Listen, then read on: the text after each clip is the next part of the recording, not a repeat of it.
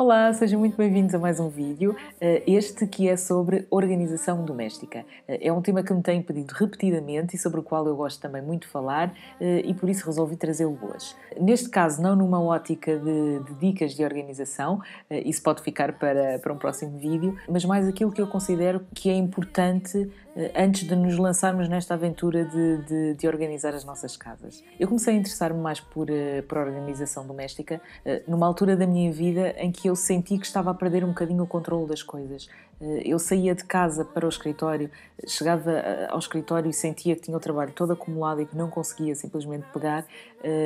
Vinha para casa e sentia a frustração de não ter nada orientado em casa, não saber o que fazer para um jantar, ter uma viagem no dia seguinte e não ter a mala feita, não ter nada preparado.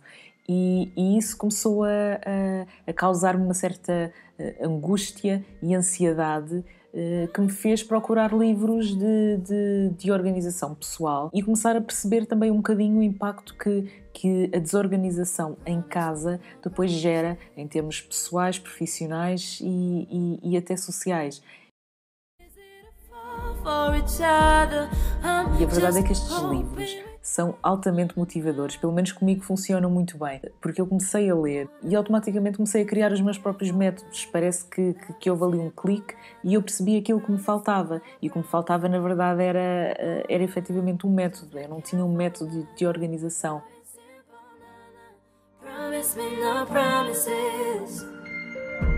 Eu arrumava e tinha sempre as coisas arrumadas, mas quando precisava delas não as encontrava. E esse é um ponto-chave em toda a gestão doméstica. A gestão, a organização servem para nos facilitar a vida, para tornar as coisas mais funcionais, para nos fazerem perder o mínimo tempo possível. E isso não estava a acontecer. Eu tenho aqui 3 livros que ilustram um bocadinho isto que eu estou a dizer. Estes 2 são da Marie Kondo, que é considerada a guru mundial da organização, e o terceiro é da Paula Margarido, o Destralhe a Sua Casa, que este li mais recentemente. E em qualquer um destes 3 livros é possível perceber então esse impacto que a casa tem nas nossas vidas.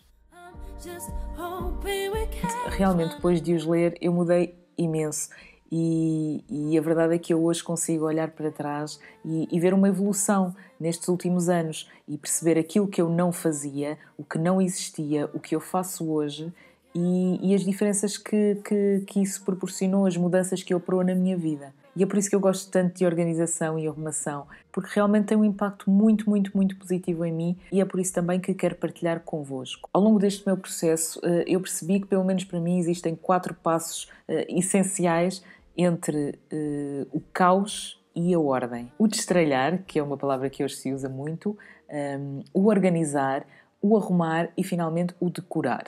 E o que significa destralhar? Quem ler este livro da Paula Margarido fica logo com um curso intensivo em destralhar. Ao longo dos anos acumulamos imensas coisas que são lixo. Canetas que já não escrevem, molduras partidas, tupperwares sem tampa, tudo isso é efetivamente lixo. São coisas que não precisamos, não vamos usar e, portanto, se queremos passar aos passos seguintes, que são organizar, arrumar e decorar, não podemos saltar esta parte, o destralhar, o livrar-nos de tudo aquilo que já não precisamos. E é aqui que surge o maior, quanto a mim, confundimento e dificuldade que advém precisamente desse confundimento. Hoje em dia existem imensas pessoas que querem tornar-se minimalistas, querem viver com menos bens materiais. Embora eu acho que há uma diferença grande entre viver com poucos bens materiais e ser minimalista. Eu sinto que existe quase como uma crítica latente a quem tem muitas coisas, a quem tem quantidade e a quem alegadamente não precisa dessas coisas para viver. E qualquer um destes livros incide também bastante sobre isso. O exemplo da roupa é paradigmático. Há aquela teoria que vem na esmagadora maioria dos livros sobre organização doméstica, que é: se não usamos uma peça de roupa durante mais do que um ano, significa que não vamos voltar a vestir. As teorias da Marie Kondo vão até um bocadinho mais longe. Dizem se a peça de roupa não nos faz sentir maravilhosas ou maravilhosos, if it does not spark joy, como a Marie Kondo diz, se não nos traz alegria, então devemos desfazer-nos dessa peça. Eu obviamente não concordo com nada disto. Eu tenho mais pares de sapatos do que se calhar dias úteis no ano, por isso é natural que eu não os vá usar todos, mas isso não significa que eu não goste deles, que eu não queira voltar a usar ou que num dia específico eu não queira aquele par de sapatos específico. E o mesmo acontece com a roupa. É lógico que eu não me sinto maravilhosa com toda a roupa que tenho. Há roupa que é só ok, que não é maravilhosa.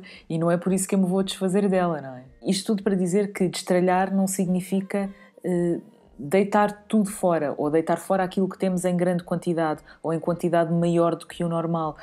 Por exemplo, se eu adoro ler, é normal que eu tenha mais livros do que é razoável ter, ou do que a média das pessoas terá. Se eu coleciono sapatos, é normal que eu tenha mais sapatos do que o normal. Sendo que o normal, no limite, qualquer pessoa sobrevive com 1 ou 2 pares de sapatos. E as coisas não funcionam assim. Portanto, para mim, o destralhar significa deitar fora tudo aquilo que eu não gosto, eu não valorizo, eu não preciso ou não me faz falta. Não aquilo que tenho em muita quantidade, porque se em muita quantidade se justifica para mim, ou se eu gosto dessa muita quantidade, então o destralhar aqui não cabe. O destralhar não tem de ser uma angústia, não temos todos de viver com pouco, não temos todos de praticar o desapego se não quisermos praticar o desapego. E acho que é essa pressão do ter de ter pouco que depois faz com que seja mais difícil de destralhar, porque sentimos quase uma necessidade de deitar fora coisas só porque temos muitas. E não somos obrigados a isso. Se nos sentimos bem com a quantidade que temos, então não temos de nos desfazer das nossas coisas. Ou seja, a minha posição é começar por deitar fora tudo aquilo que é efetivamente lixo, ou que não valorizamos, ou que não precisamos.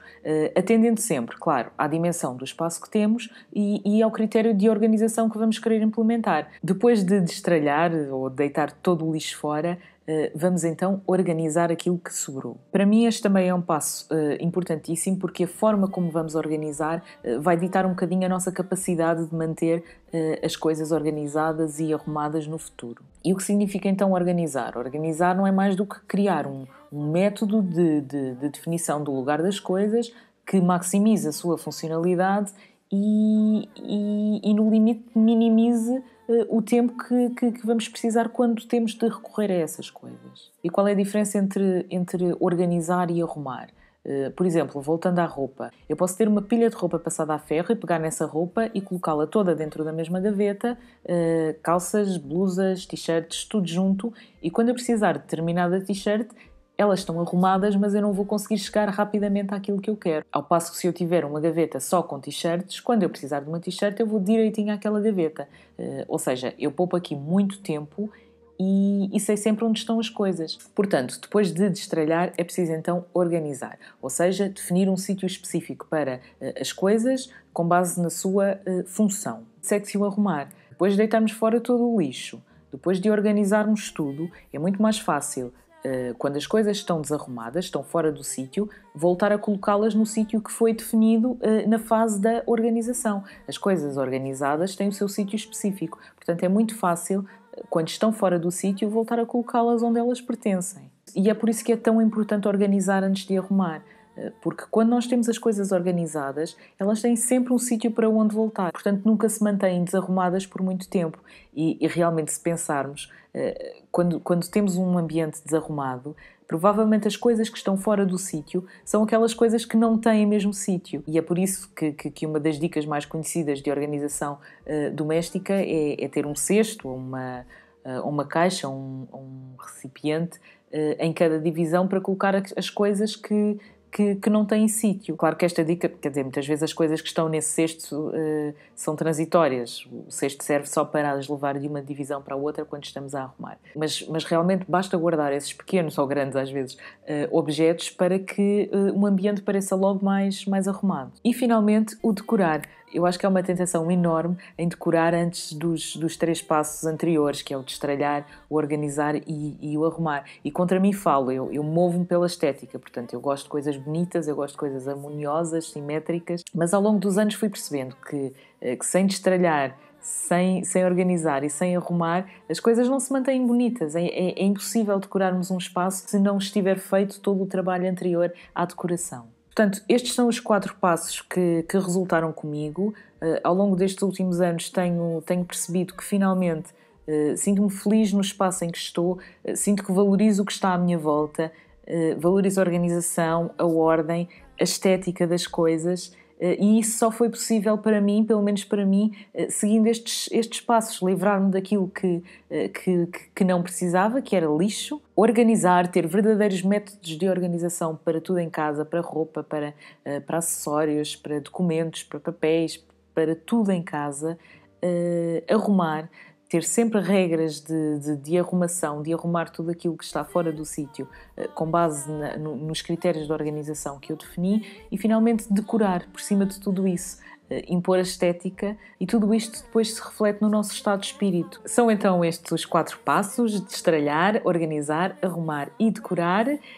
Se gostaram do vídeo, deixem o vosso like, subscrevam o canal se ainda não o fizeram. Espero trazer mais vídeos com este tema, que ainda há imenso por explorar, e eu quero muito falar sobre uma série de coisas convosco. Portanto, continuem por aqui e até ao próximo vídeo.